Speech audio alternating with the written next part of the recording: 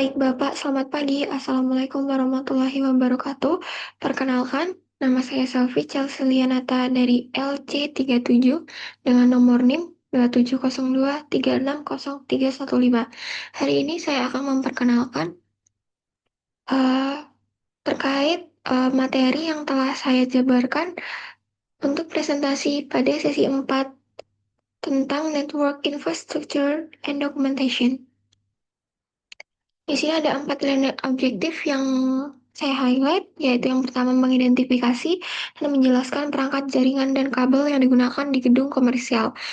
Yang kedua, membuat dan menganalisis diagram jaringan untuk keperluan perencanaan dan troubleshooting. Yang ketiga, menjelaskan prosedur operasional, sistem manajemen, inventaris, serta konvensi pelabelan.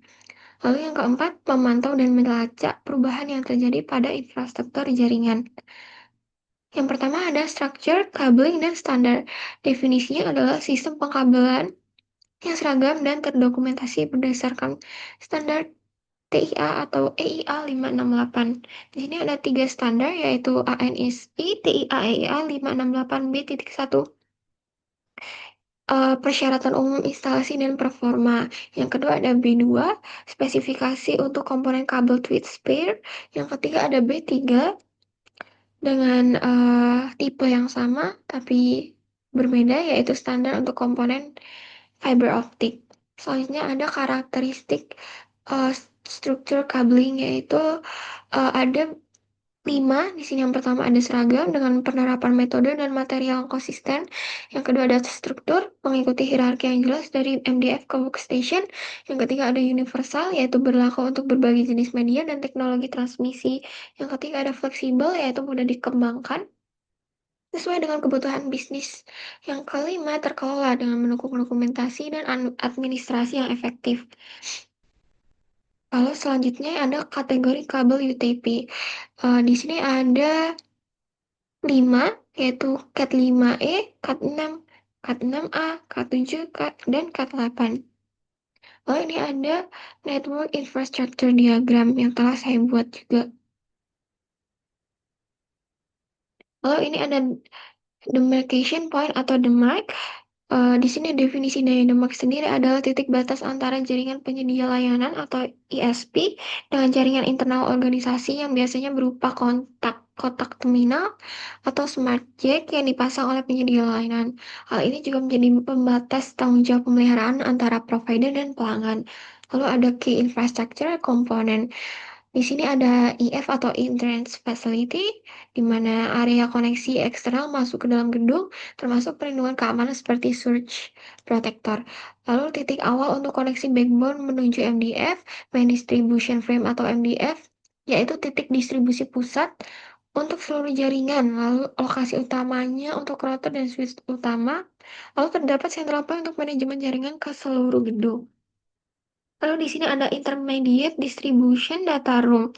Di sini ada beberapa 3, yaitu yang pertama intermediate distribution frame atau IDF sendiri, di mana titik distribusi sekunder di tiap lantai, lalu berisi switch lantai dan patch panel, dan yang ketiga mengurangi panjang kabel horizontal. Lalu selanjutnya ada data room, di mana ruangan khusus berisi perangkat keras jaringan, lalu memiliki pendingin, listrik, keamanan khusus.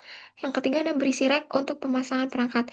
Lalu selanjutnya ada work area, di mana area kerja penggunaan akhir termasuk workstation, printer, VoIP phone, lalu wall jack yang menyediakan port untuk data dan suara, lalu titik akhir dari horizontal cabling, dan sebagai penghubung antara infrastruktur jaringan dengan perangkat end user, dan biasanya menggunakan patch cable.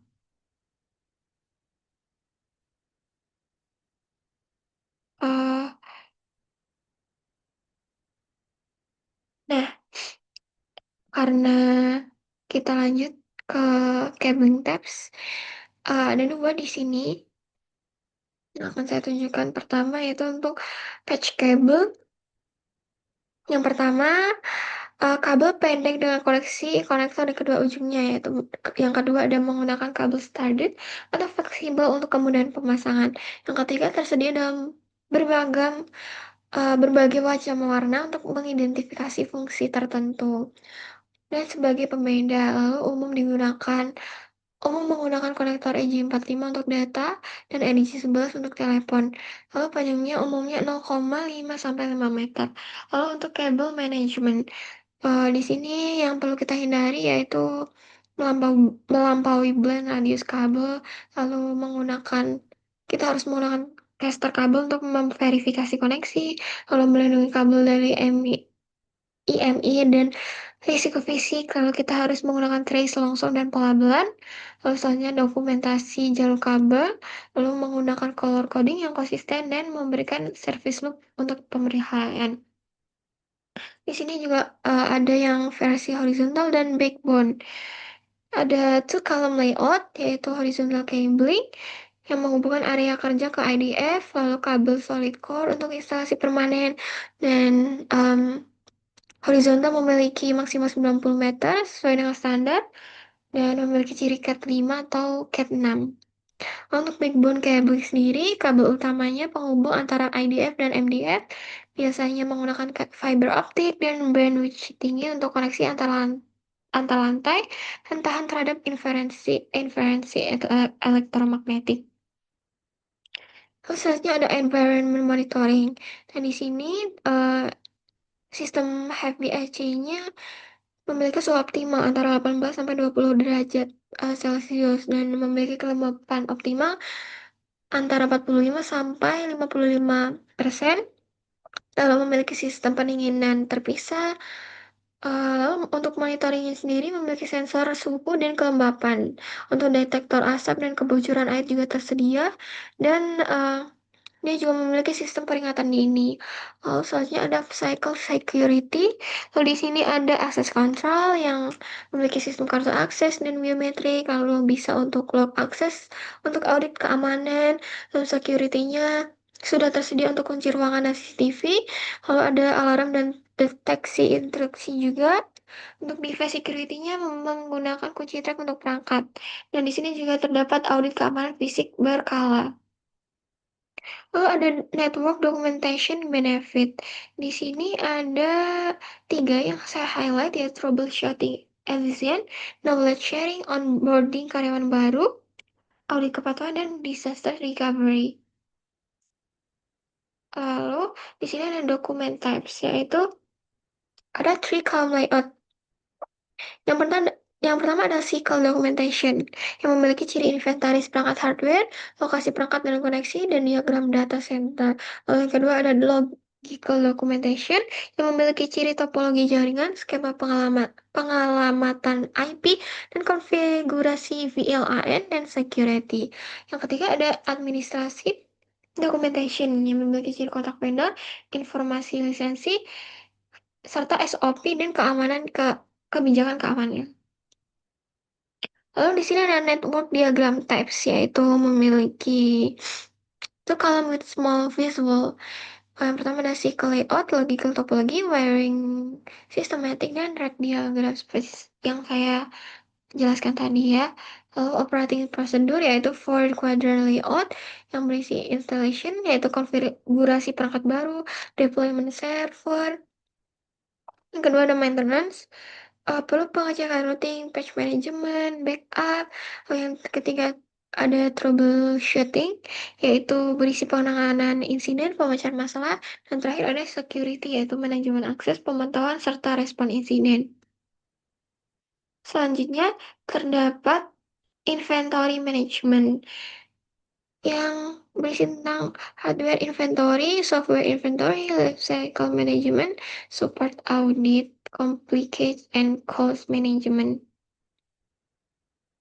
Lalu ada labeling system. Di sini ada 4 labeling system yang berbeda dan memiliki pekerjaan juga yang berbeda. Yang pertama ada device naming, cable labeling, port labeling, dan rack labeling. Di sini ada business document yang memiliki 6 grid layout. Jadi yang pertama ada RFP atau permintaan solusi dari vendor. Lalu yang kedua ada MOU, kesepahaman pre-kontraktual. Yang ketiga ada SOW, deskripsi detail pekerjaan. Lalu yang keempat ada kontrak live layanan. Yang kelima ada MSA atau kontrak jangka panjang, dan terakhir ada MLA, kontrak penggunaan software. Di sini juga ada change management type, yaitu ada three column comparison. Yang pertama ada standard change, prosedur tetap yang memiliki ciri-ciri prosedur tetap, normal change, terencana, terasa disetujui lalu memiliki risiko moderat dan proses penuh. Yang ketiga ada emergency change, memiliki ciri implementasi yang urgent dan memiliki risiko tinggi, tetapi prosesnya singkat ya. Lalu selanjutnya ada change management workflow. Di sini ada 8 workflow, bisa dilihat juga. Yang pertama request, assessment, planning, approval, implementation, verification, documentation, dan review. Oh, di sini juga ada change documentation. Ada beberapa empat yang harus kita uh, ketahui. Yang pertama ada change request for, deskripsi, justifikasi, technical details. Yang kedua ada change advisory board, yaitu multidisciplinary review team. Yang ketiga ada change calendar, yaitu visualisasi jadwal perubahan. Yang keempat ada post implementation review, yaitu evaluasi keberhasilan. Nah, yang terakhir adalah ada summary yang saya highlight dari sesi 4 ini. Yang pertama yaitu infrastructure foundation, di mana struktur cabling berdasarkan standar industri menjadi pondasi jaringan yang handal. Lalu yang kedua adalah documentation as critical asset, di mana diagram jaringan dan dokumentasi komprehensif menggunakan downtime. Lalu yang ketiga ada operational excellence, yaitu SOP, nah inventory management memastikan konsistensi dan efisien. Yang terakhir ada control evaluation, di mana change management yang efektif eh, bisa untuk evolusi infrastruktur tanpa gangguan. Sekian presentasi dari saya. Mohon maaf bila ada salah kata, Bapak. Assalamualaikum warahmatullahi wabarakatuh.